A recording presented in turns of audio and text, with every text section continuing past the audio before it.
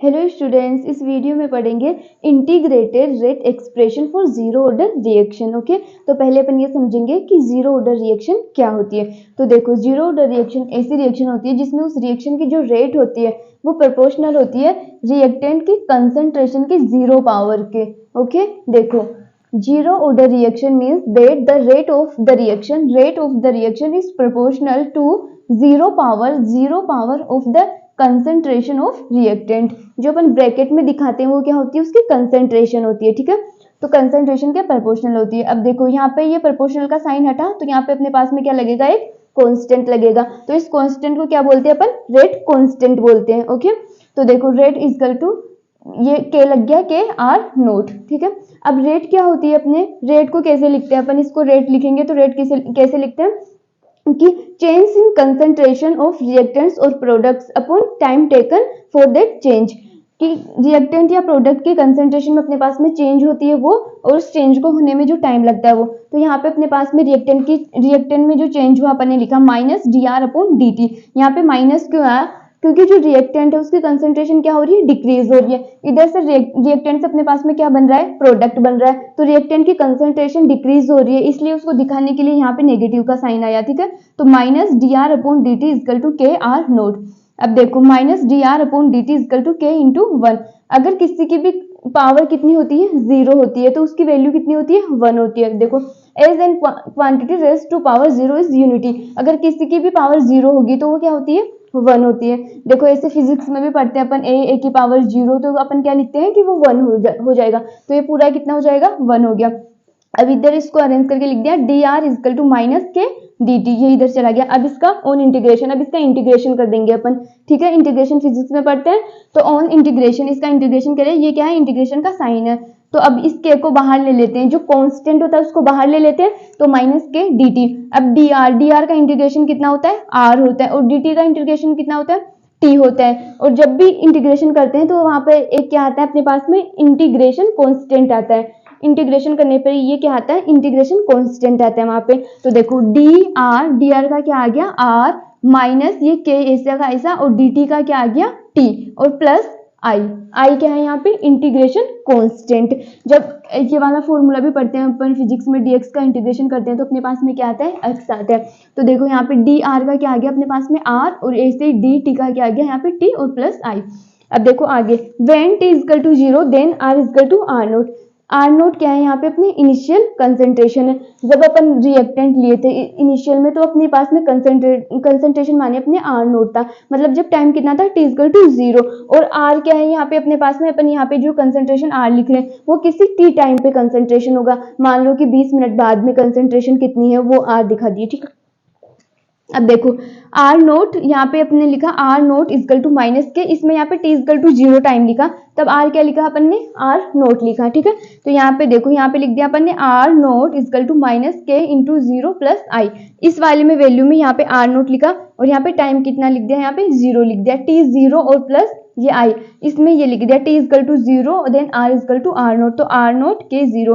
ठीक है, ये के इंटू जीरो यहाँ पे जीरो हो गया, और आर नोट इजकल टू आई, मतलब अपने पास में आई की वैल्यू आ गई आर नोट। अब देखो, putting the value in equation first, I मतलब आई की वैल्यू इस इक्वेशन फर्स्ट में रख दी अपन ने। तो देखो क्या हुआ, are is equal to minus K T plus R naught. यहाँ पे देखो, यहाँ पे उठा के इस वाली इक्वेशन में are is equal to minus K T, आई की जगह क्या आ गया अपने पास में यहाँ पे, आर नोट। तो यहाँ पे अपन ने आर नोट लिख दिया। ठीक है, अब इसको इधर लेके आए तो माइनस का साइन किस में आ जाएगा, प्लस में, तो के टी आर नोट, ये माइनस आर, इसलिए इसको अरेंज करके अपन ने लिख दिया।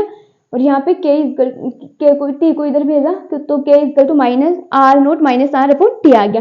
तो अपने पास में ये वाला फॉर्मूला आ गया, और ये वाला फॉर्मूला क्या है अपने पास में, इंपॉर्टेंट है। जब भी अपन क्वेश्चन करते हैं तो क्या करेंगे, ये वाला फॉर्मूला काम में आएगा। देखो, अपने को क्वेश्चन में दे देगा, आर नोट दे देगा कि इनिशियल कंसंट्रेशन इतनी है, ये दे देगा कि किसी भी टी टाइम पे कंसंट्रेशन कितनी अपने पास में, आर है, तो उसका रेट कांस्टेंट कैलकुलेट करो। तो अपने को ये फॉर्मूला लगाना है, K is equal to are naught minus R upon T. ठीक है, उससे अपन इस क्वेश्चन को सोल्व कर लेंगे, और अपने एग्जाम में क्वेश्चन आते हैं तो K is equal to are naught minus R upon T. यहाँ पे आर क्या है, रेट कांस्टेंट है। ठीक है, और टी क्या है, टाइम है, आर नोट क्या है, इनिशियल कंसंट्रेशन, और आर क्या है, किसी टी टाइम पर कंसंट्रेशन, जो ये टाइम है उस टाइम पे कंसंट्रेशन अपने पास में आर।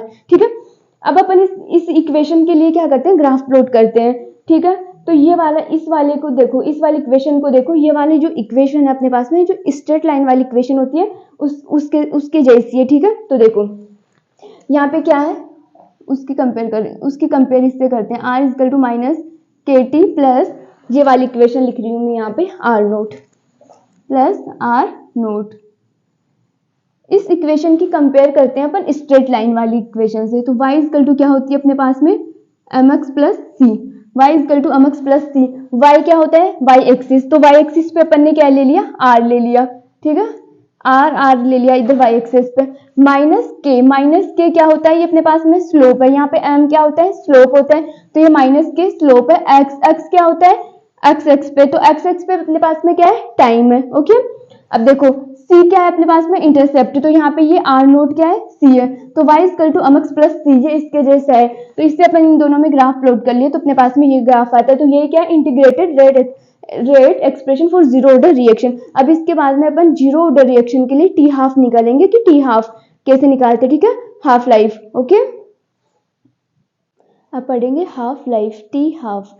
टी हाफ वह टाइम होता है जिसमें रिएक्टेंट की कंसंट्रेशन अपनी इनिशियल कंसंट्रेशन से हाफ हो जाती है, आधी हो जाती है, ओके। देखो the half life of a reaction is the time in which the concentration of a reactant is reduced to one half of its initial concentration, okay. देखो अपने पास में ये वाला फॉर्मूला है, ये भी अपन ने डिराइव किया था। देखो K इजकल to are naught minus R upon T, zero order के लिए रिएक्शन के लिए। अब देखो इसमें at T is equal to T half, जब टाइम कितना है अपने पास में टी हाफ है, उस टाइम जो रिएक्टेंट की कंसंट्रेशन है वो कितनी होगी आर नोट बाई टू, मतलब हाफ हो जाएगी इनिशियल कंसंट्रेशन की। इनिशियल कंसंट्रेशन कितनी होती है आर नोट बाई टू, ये आधी हो गई अपने पास में इसकी concentration R T half time पर, ओके। वही टाइम क्या होता है अपने पास में टी हाफ, जिसमें जो इनिशियल कंसंट्रेशन कितनी हो जाती है आधी हो जाती है। अब देखो यहाँ पे टी की जगह अपन टी हाफ पुट कर देंगे और आर की जगह R naught by two put करेंगे। तो देखो the rate constant at T half becomes, T half पर रेट कांस्टेंट क्या बन जाएगा K इजकल टू आर नोट, यहाँ पे आर नोट माइनस आर की जगह क्या रखेंगे R naught by two, T की जगह टी हाफ।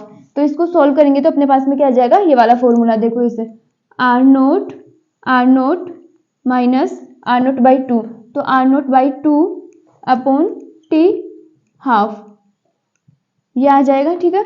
तो इधर से फिर क्या आ जाएगा अपने पास में ये नीचे आके R naught upon two T half, T half को इधर भेज देंगे और के को इधर ले आएंगे तो अपने पास में ये वाला फॉर्मूला बन जाएगा। ये वाला फॉर्मूला भी क्या है अपने पास में इंपॉर्टेंट है, इससे क्वेश्चन आते हैं, ठीक है, एग्जाम में। टी हाफ इजकल to are naught by R naught upon two K, ये क्वेश्चन में दे देगा। ऐसे अपने को रेट कांस्टेंट दे देगा कि रेट कांस्टेंट ये है, इनिशियल कंसंट्रेशन इतनी है, तो हमें टी हाफ बताओ इस रिएक्शन का हाफ लाइफ क्या होगा। यही क्या है अपने पास में half life T half, okay.